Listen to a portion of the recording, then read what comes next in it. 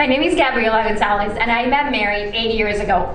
I was an eager university student who wanted to make a difference, and I got involved in politics. I showed up to an MP's office, and I said, I want to help.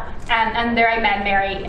Mary was working for this incredible MP, and what really struck me was that Mary was someone who, from the very beginning, she was empowering and she was supporting young people. And not just young people, but she was especially supportive of young women who wanted to make a difference. And for me, from the very first day, I was quite impressed. I was admiring this woman who was quite busy, who had very senior roles, but still would take the time to come in and support women and give them important roles that they could grow, they could learn. And I think for me that mentorship, that sponsorship is what's so important, what really sets Mary apart, and what has helped me and many other people in Ontario and Canada to help them succeed. Well, I got to know Mary a little bit better. A few months later, her father was actually quite ill, and she took time out of her very busy schedule to take care of her dad.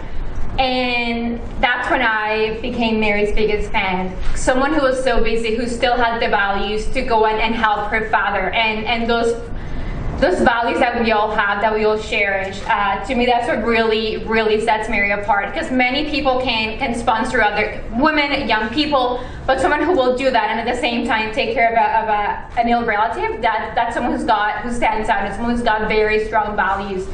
And those are two examples that, to me, exemplify who Mary is and why she will be an excellent member of Parliament. She's someone who really puts others before her. She's someone who advocates on behalf of other people, and that you need a champion. You need a champion for Markham Thornhill, and that's why I'm supporting Mary. That's why I will be here every day to make sure that she gets elected on April 3rd. Can I ask the first question?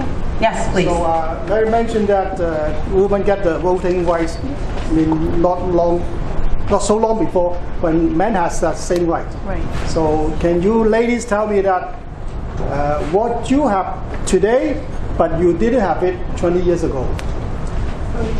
Yeah, well, the first thing would be respect. Well, however many years ago, we didn't have the respect that we are now having here in society. So I think that's a huge thing, a huge improvement for us. Yes. It wasn't until 1929 that women were given the right to be persons under the law. That right had to go all the way to Britain because under the British North America Act, women were not legally considered persons. So you can see that's in our mother's lifetime for many of us. So it took 100 years to get the vote. That was 100 years ago for most of us, but not till 1929, persons under the law. That's important. It's a very famous person case. Women eventually became person under the law. And I'd like to add one thing is, doesn't happen because a group of women get together, fight for it. Right. So that's what happened in the history, and I hope it's going to happen in the future. And then we get together and we fight for our rights. Right. Point of International Women's Day. It is an opportunity. Look at this room of incredibly accomplished women who who are professionals in their own right, who are community leaders, they're caregivers, they're parents, and to celebrate our ability to achieve is something that I hope to do by being elected, in my case, and supporting leadership in women generally. But just to mention that we earned it. We earned it. It wasn't given to us straight-laced. We have proven ourselves.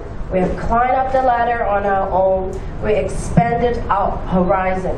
So I think women, it took a long way, and we earned it. And totally, I think everybody should respect us for that.